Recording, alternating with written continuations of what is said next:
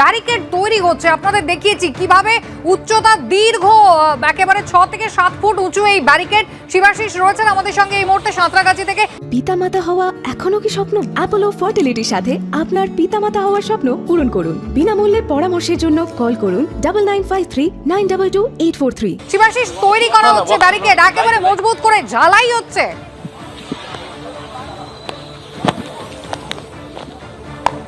একদমই তাই কুসুমিতা, সেই ছবি সরাসরি আমরা দেখাচ্ছি। এবিপি আনন্দের শ্যামল জানা যে ছবি তুলে ধরছেন গার্ডরেল কিভাবে তৈরি করা হচ্ছে। অর্থাৎ যে একটু আগেই যে ছবি আমি তুলে ধরছিলাম, যে প্রথমে 6 ফুট উচ্চতার এই যে চাকা দেওয়া ব্যারিকেড, তার সঙ্গে একেবারে লোহার পাইপ ঝালাই করা হচ্ছে গ্যাস কাটার। সেই গ্যাস কাটার ব্যবহার করা হচ্ছে। এখানে গ্যাসের সিলিন্ডার রয়েছে এবং সেখান থেকে পাইপ লাইনের মাধ্যমে সেই গ্যাস নিয়ে গিয়ে গ্যাস কাটার দিয়ে লোহার রড কেটে দেওয়া হচ্ছে।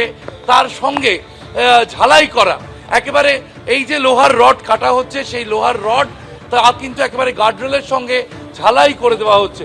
সেই ছবি আমরা দেখতে পাচ্ছি। একাধিক গার্ডরেল, অর্থাৎ একদিকে যেমন ব্যারিকেড রয়েছে এই চাকা দেওয়া 5 ফুট দৈর্ঘ্যের এবং দুদিকের এই ব্যারিকেড রয়েছে।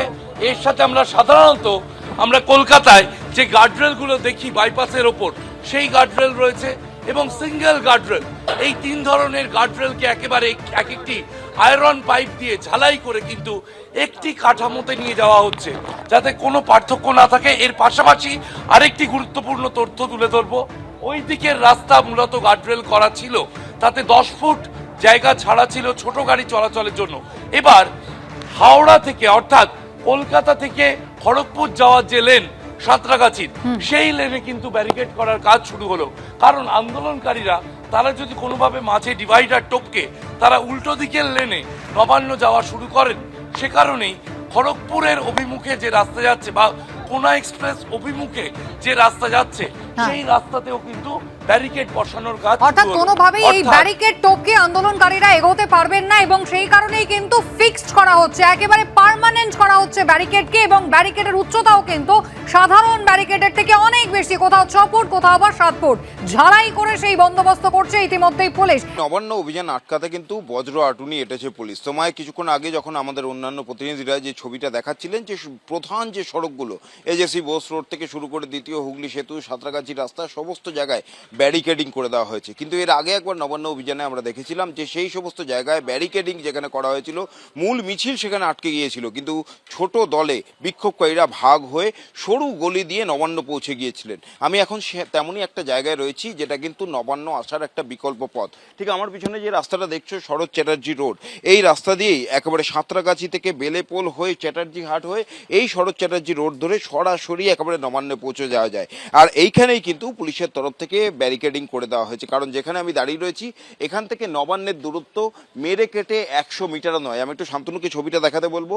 ঠিক যেইখানে পুলিশের ব্যারিকেড করা হয়েছে, এইখান থেকে সরাসরি কিন্তু নবান্ন একেবারে দেখা যাচ্ছে, 100 মিটারেরও কম দূরত্ব। তাই পুলিশের একটা আশঙ্কা ছিল যে মূল যে মিছিল, সেই মিছিল থেকে বিক্ষোভকারীরা ছোট ছোট দলে ভাগ হয়ে কিন্তু ঠিক এইভাবেই অলি গলি দিয়ে নবান্ন পৌঁছে যেতে পারেন, তেমনটাই তাদের পরিকল্পনা রয়েছে। এবং সেই কারণে এবার পুলিশের তরফ থেকে কিন্তু অলি গলিতেও ঠিক এইভাবেই ব্যারিকেডিং করে দেওয়া হচ্ছে, যাতে কোনোভাবে বিক্ষোভকারীদের দল বিকল্প এই ধরনের রাস্তা দিয়ে, সরু গলি দিয়ে নবান্নের সামনে পৌঁছে যেতে না পারে। এবং নবান্নের সামনেও কিন্তু পুলিশের নিরাপত্তা ছবিটা আমি সকাল থেকেই দেখেই যাচ্ছি। বিশাল পুলিশ বাহিনী সেখানে মোতায়েন করা হয়েছে। লাঠিধারী পুলিশ যেমন রয়েছে, তার সঙ্গে রয়েছে র্যাফ, কমব্যাট ফোর্স এবং কাঁদানে গ্যাসের শেল নিয়ে আসা হয়েছে, যাতে কোনোভাবে যে ব্যারিকেডগুলো করা হয়েছে এবং যে সমস্ত মিছিলগুলি আসবে, সেই ব্যারিকেড ভেঙে মিছিল যদি কোনোভাবে নবান্নের দিকে এগিয়ে আসে, তাহলে যাতে সেই বিক্ষোভ প্রতিহত করা যায়। এবং শুধু তাই নয়, আমি আরেকবার একটু শান্তনুকে ছবিটা দেখাতে বলছি যে এই শরৎ চ্যাটার্জি রোড, এই শরৎ চ্যাটার্জি রোডেও কিন্তু একেবারে 2 স্তরীয় ব্যারিকেড করে দেওয়া হয়েছে। প্রথম ব্যারিকেড ভাঙলে দ্বিতীয় ব্যারিকেডে এখানে কিন্তু বিক্ষোভকারীদের আটকানো হবে। এবং ঠিক এই জায়গা থেকেই নবান্নের দূরত্ব 100 মিটারের কম। বিক্ষোভকারীরা এর আগে একবার এই ধরনের সরু গলি দিয়ে কিন্তু নবান্নে পৌঁছে গিয়েছিলেন। তাই পুলিশের তরফ থেকে এবার কিন্তু আগাম ব্যবস্থা নেওয়া হয়েছে সতর্কতা হিসাবে। নবান্ন সংলগ্ন আশপাশের আশেপাশের যে অলিগলিগুলো রয়েছে, যেগুলো দিয়ে বিকল্প রাস্তা রয়েছে নবান্নে পৌঁছানোর, অর্থাৎ মূল মিছিল, সেখানে পুলিশ যদি বাধা দেয় তাহলে বিকল্প পথ দিয়ে যাতে এই বিক্ষোভকারীরা নবান্নে না পৌঁছাতে পারেন তার জন্য আটো ব্যবস্থা করে রেখেছে পুলিশ। কিন্তু এখন প্রশ্ন হচ্ছে, পুলিশের এই বজ্র আটুনি থাকা সত্ত্বেও কোনো ফসকা গেড়ে দিয়ে কি বিক্ষোভকারীরা বা আন্দোলনকারীরা নবান্নে পৌঁছে আসবেন?